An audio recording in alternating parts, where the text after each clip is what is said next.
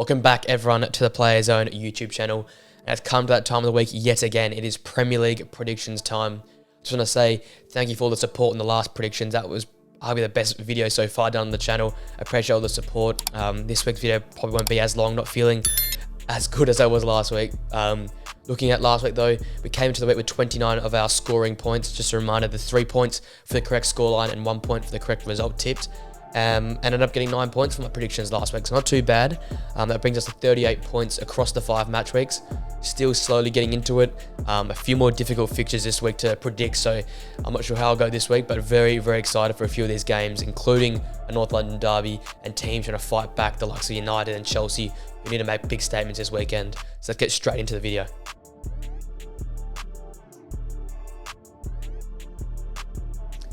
Our first game from the weekend is the Saturday midday fixture. Crystal Palace are hosting Fulham. Now, Palace being really, really impressive. Really unfortunate not to get the 3 points or a draw, I guess, last week against Villa. A hard place to go to. They were leading going into the final moments of the game, but just absolute pandemonium there at Villa Park as they turned that game around and won it 3-1.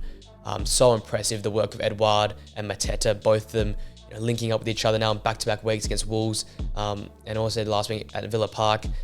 Their output has been very, very remarkable. They've reinvented themselves, I think. And I look at midfield as well. Like Will Hughes played very, very well. And that partnership with Decore, we know is so, so solid. And that has been very, very good to see. And I always mention that centre-back partnership. And just the back four as a whole being very, very solid. Despite this new regime under Hodgson here, where they're going a bit more aggressive, playing a bit more on the front foot, they're still very, very solid defensively.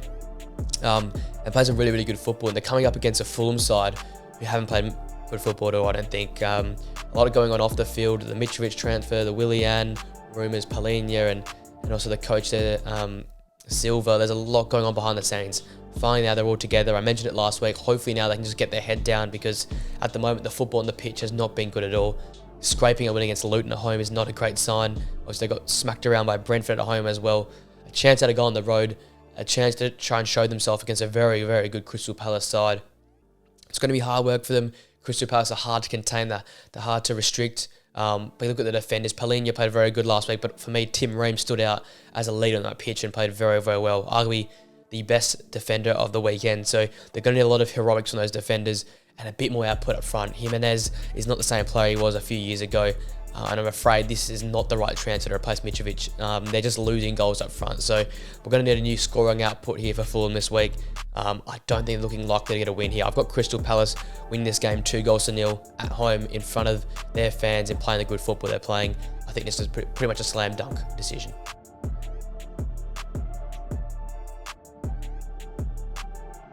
The next game on Saturday sees us down near the bottom half of the table. It's Luton Town hosting Wolverhampton Wanderers.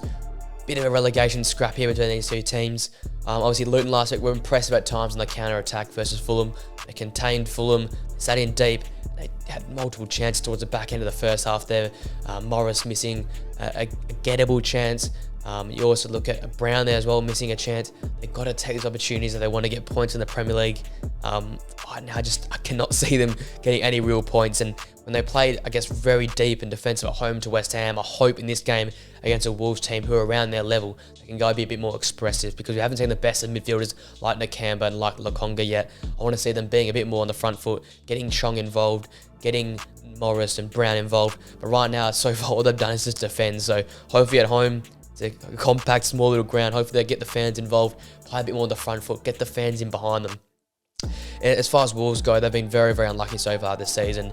Played some of the best football out of those sort of bottom 5 teams. Easy in the eye. We're doing great against Liverpool in the first half, but once those changes were made, they just got bossed off the park. And it's, again, just a quality thing in that team. If Cunha finishes that chance and makes it 2-0 midway through the first half, it's a totally different game. A big shout out to Wang, who right now seems to be leading the line for them now, back-to-back weeks scoring. He's going to be the guy who looks like going to take over that scoring load. We know how good Neto's been. He created the most chances so far in the Premier League this season, so he's very, very quality. Get him on the ball, get him driving at defenders, and I think this could be a chance for Wolves to finally sort of break that duck and get a really, really big result here. I've got them winning this game away from home 3-1 at Luton. Don't get me wrong, it's one of those harder ones to predict, because both teams right now are just unable to get over the line, so it could be a draw. God knows what's going to happen in this one.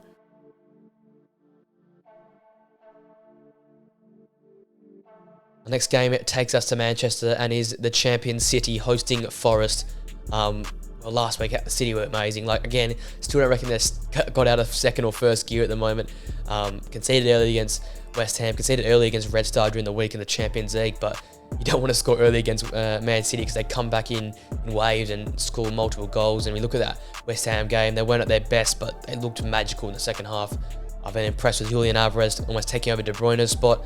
Doku was very, very good, probably the best player for Manchester City in that game on the weekend. And Rodri just goes from strength to strength. He's like a fine wine. He just gets better and better the more we see of him. And despite not being as solid as I thought they'd be at the back, they've done very well to deal with a lot of injuries they've got on their list at the moment. I think the biggest, obviously, is John Stones and Kevin De Bruyne, but with a lot of injuries on their list. I know they've got a very deep squad, but there's not much said about how well Man City are managing this at the moment, and all props to them. They look like a team that's going to be hard to beat, and especially at home. Obviously, Forest going there, a disappointing result last week on that Monday night, drawing to Burnley. I think that's not the level they're going to be at. I liked Hudson-Odoi there, great goal for him in his debut. I like the work of him 1 year. I like the work of Anthony Elanga. Those three up front look very, very dynamic. That midfield with Yates in there as well. Very, very strong and powerful, but when you come up against the champions, it's very, very hard to beat them. As such, it's a bit of a slam dunk for me.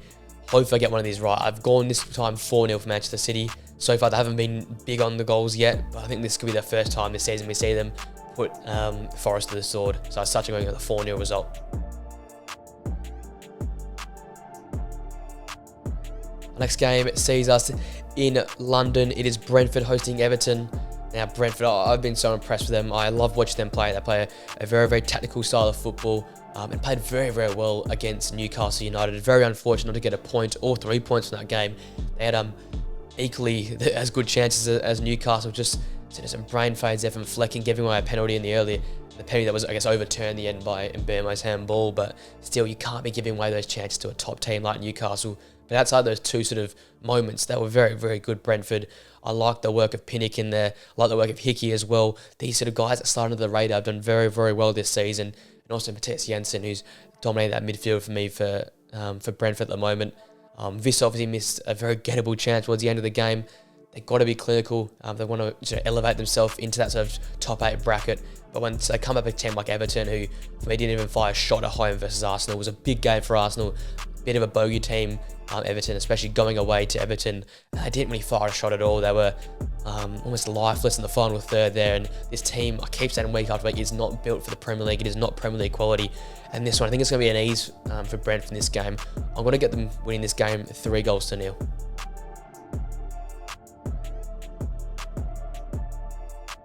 The later Saturday kickoff taking up there to Lancashire. It's Burnley hosting Manchester United. Burnley impressive. It finally seems to click here against Nottingham Forest. A good result, a draw. Be unfortunate not to get all 3 points in the end, but I like the work of Zeki Amdouni. I've said it for a few weeks now, but finally now on the score sheet, looking very, very dangerous in that final third. The link-up play in that midfield is improving week on week, and just even the work of Koleosho there, the youngster on the left flank, very, very exciting to watch. Very, very dynamic, and someone who stood out for me so far for Burnley this season. If they're going to keep playing their style of football, though, the defenders have to be a bit better on the ball. They're losing possession too much, too high up the pitch for my liking. If they can improve this like they did against Forest, they can work their way into the game and play a better style of football. As far as Man United are concerned, a really, really tough week, a really poor performance against Brighton, that 3-1 loss there. Sort of just ruined the morale, and there's so much going on, not only on the pitch, but off the pitch as well at Manchester United.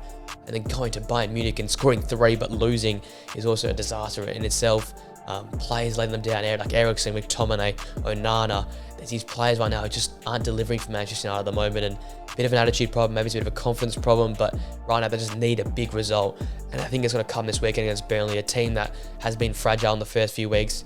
United can press well, get on top early, control that midfield battle, because right now both teams' midfields are probably their weakness at the moment. We saw better signs from Burnley on Monday last week, but whoever wins that midfield battle for me will win this game. I've got Manchester United winning the game 3-1, but we don't know what we're going to expect with Manchester United now week after week.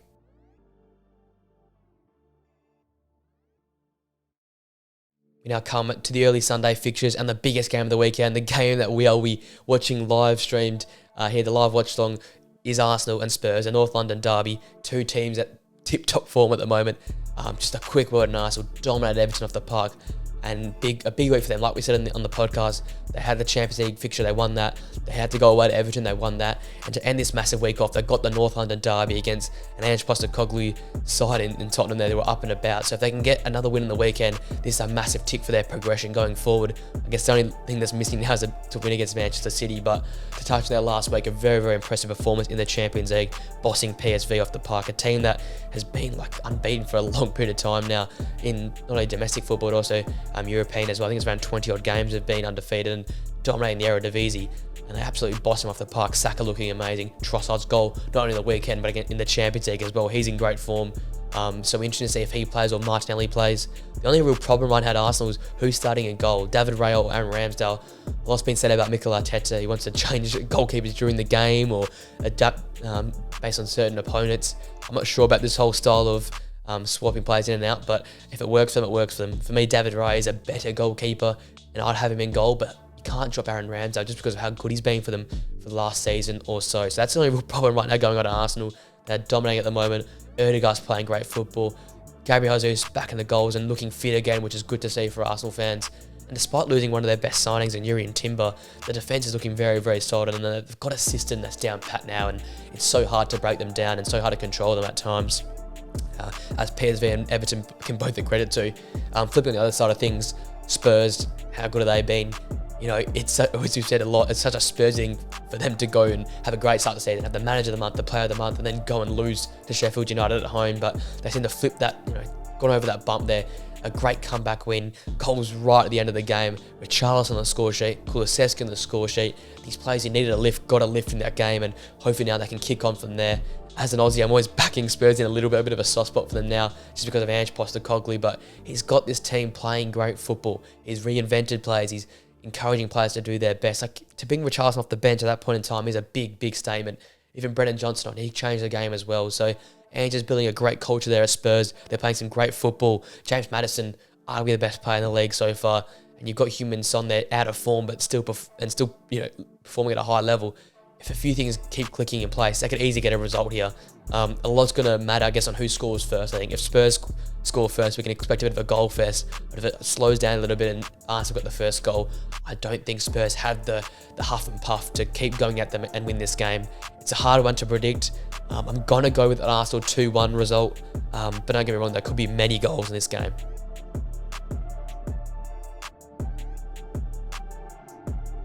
Our next game is on the South Coast. It is Brighton and Hove Albion hosting Bournemouth. Big shout out to Brighton. Got the opportunity to go watch them play live at Old Trafford, and they absolutely bossed Man United off the pitch after those sort of first 20 minutes. So impressed with Gross, Steele, and Van Hecken's performance. Their ability to just switch players in and out. Like Danny Welbeck plays instead of Ferguson. Estupiñán doesn't play, so Lamptey plays. And you don't play Gilmore, you play Dahoud, and all these changes, they still play the same way, and that's all credit to the Derby system. The system in place at Brighton is so remarkable to watch live. The possession, they just bore teams out of games and force them to press onto them, which is hard to do for 90 minutes because they absolutely pass it around Old Trafford and dominated Manchester United off the pitch. And that's a big step for me. Like now, they're going to big stadiums like Old Trafford and still playing their style of football. No matter who they're playing against, they're going to play that possession base. They're going to play out from the back. They're going to play with belief. And so far, the only real hiccup was that West Ham result, which I think West Ham just got lucky that day. They played a great style of football that just didn't quite match up with Brighton's style. I think Bournemouth try and do the similar sort of thing there away from home to press when they need to, but then just sit in deep. I look at Bournemouth so far this season, and they've been very, very unlucky at times. A lot of draws, a lot of opportunities for wins that haven't gone their way. Very lucky on the weekend against Chelsea. They probably didn't play their best football, but I look at players like Solanke, Billing, and Cook in there. Those guys are the leaders of this team. The players are standing up at the moment, and very, very impressed with all those three and their performances. You're chucking Clivert in this, a bit more dynamism. You've got Brooks in there as well, ability to score a goal on a counter-attack. It'll be the Solankes, it'll be the Cliverts on the counter-attack. If Bournemouth can get anything out of this game, they're going to have to be very clinical up front. That's going to have to be the blueprint for them. Copy West Ham to press when they need to, and then sit in basically a bank of two banks of four at times. So a tough uphill battle for them to travel down there to Brighton and get a result. For me, I can only see this game going one way. Brighton right now, one of the hottest teams in the Premier League, so I've got them winning this game 3-0.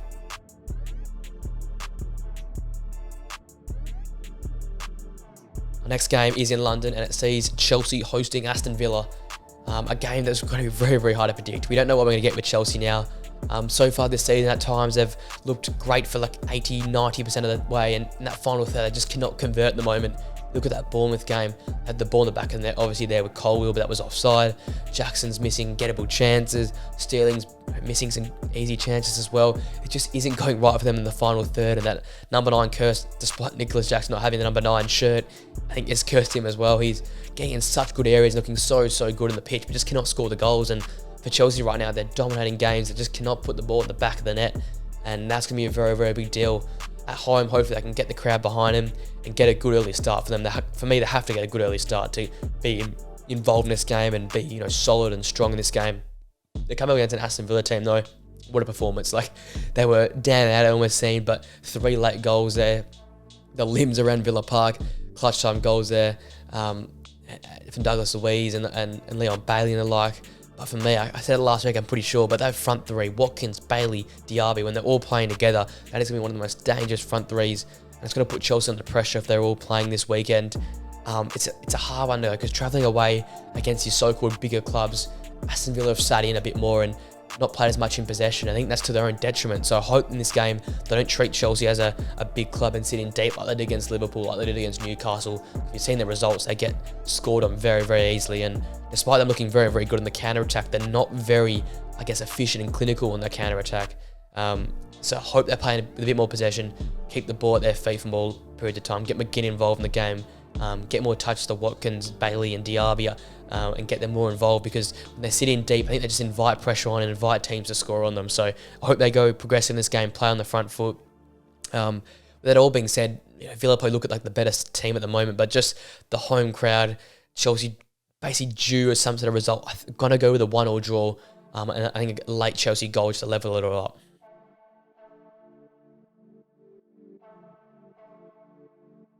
We come to our penultimate game of the weekend. It is Liverpool hosting West Ham United.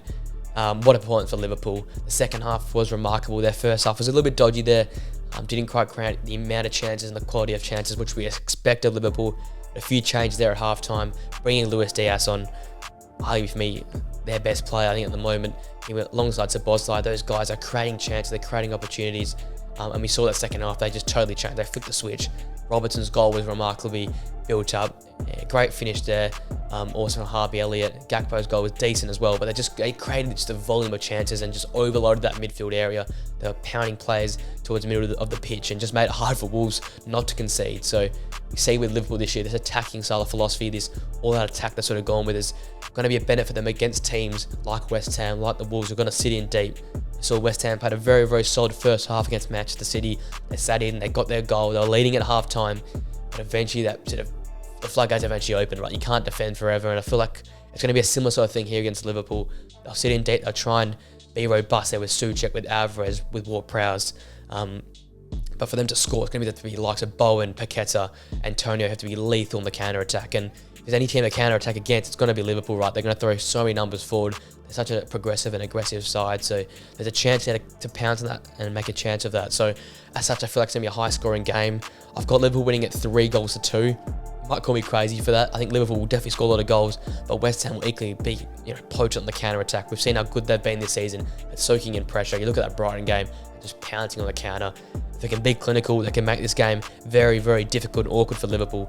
I think I've just got Liverpool with their ability to put the ball in the back of the net, winning this game 3-2.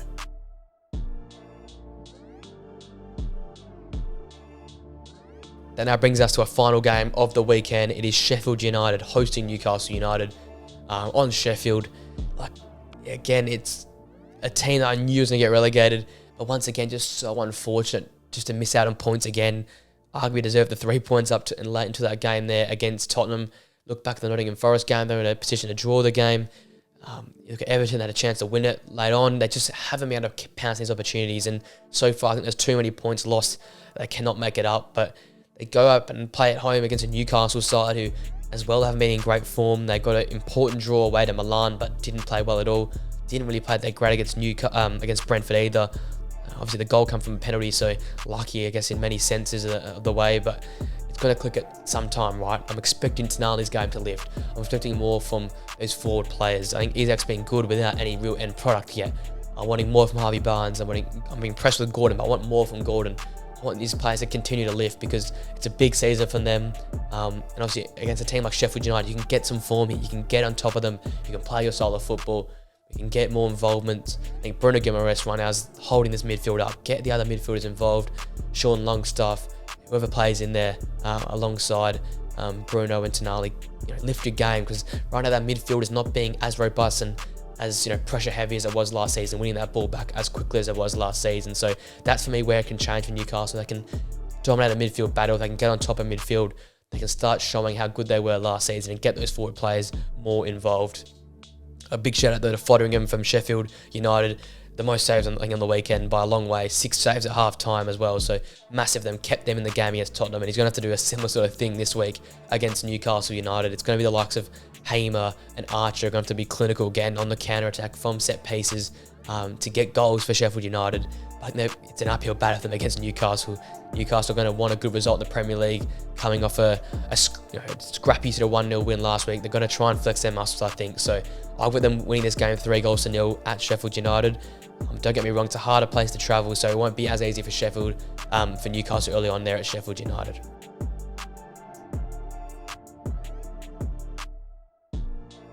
So that brings this prediction video for an end for match week 6, ladies and gentlemen. I hope you enjoyed it. I'll keep pumping out these prediction videos to do very, very well on the channel. Let me know what you think so far of this Premier League season. Let me think how you think my predictions were in this video. Whose teams that surprised you? What is the biggest game of the weekend? Obviously, that North London derby is something to be very, very excited about. We'll see who owns North London after this weekend. 2 very, very aggressive attacking style of teams. It'll be a great watch, I'm sure, for all. Make sure you guys tune into the channel with our live watch along coming on Sunday, 9 p.m. Australian Western Standard Time, and I believe 1 p.m. there in Britain as well. So tune in, watch our reactions as Arsenal go up against Tottenham Hotspur. I hope you guys enjoyed the video. Make sure, if you did, smash a like on it. Hit the subscribe button on the channel. Put the notification bell on as well. That'd be much appreciated to keep supporting the channel and keep it growing as it is at the moment. There's some great momentum at the moment. So thank you all at home for watching and subscribing. With that all being said, guys, have a great rest of your day. And I'll see you guys for another video very, very soon. See you later.